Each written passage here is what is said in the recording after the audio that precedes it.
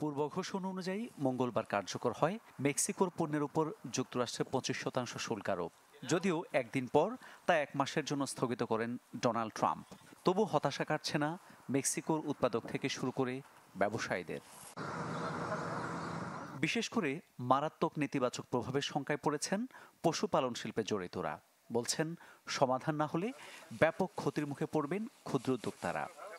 25% শুল্ক আরোপ আমাদের জন্য আরেকটি বড় ধাক্কা। দুর্ভাগ্যবশত এটি আমাদের উৎপাদনে প্রভাব ফেলবে। আমরা এমন অনেক পরিস্থিতির মধ্যে দিয়ে যাচ্ছি যা আমাদের সম্পূর্ণ প্রতিকূল। এমন অনিশ্চিত ভবিষ্যতের মুখে দাঁড়িয়ে ব্যবসায়ীরা তাকিয়ে আছেন সরকারের দিকে।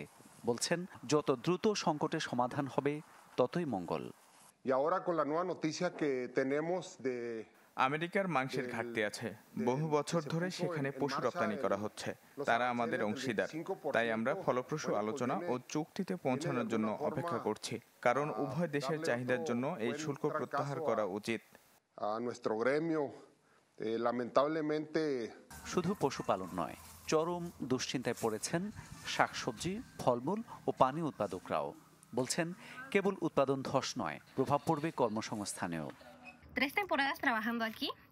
3 মৌসুম ধরে এখানে কাজ করছি। মনে হচ্ছে এটি প্রধানত অর্থনীতিতে মারাত্মক প্রভাব ফেলবে। তবে মজুরি কমা সহ চাকরিও হারাতে পারেন অনেকে। মেক্সিকোর কৃষি ও কৃষিজাত পণ্যের অন্যতম গন্তব্য মার্কিন যুক্তরাষ্ট্র। দেশটির কৃষি বিভাগ ইউএসডি এর তথ্য বলছে, 2023 সালে মেক্সিকোর কৃষি পণ্যের 92% কিনে যুক্তরাষ্ট্র। এর আগের বছর রপ্তানি ছাড়ায় $43.4 বিলিয়ন। মামুন উর রশিদ, চ্যানেল 24।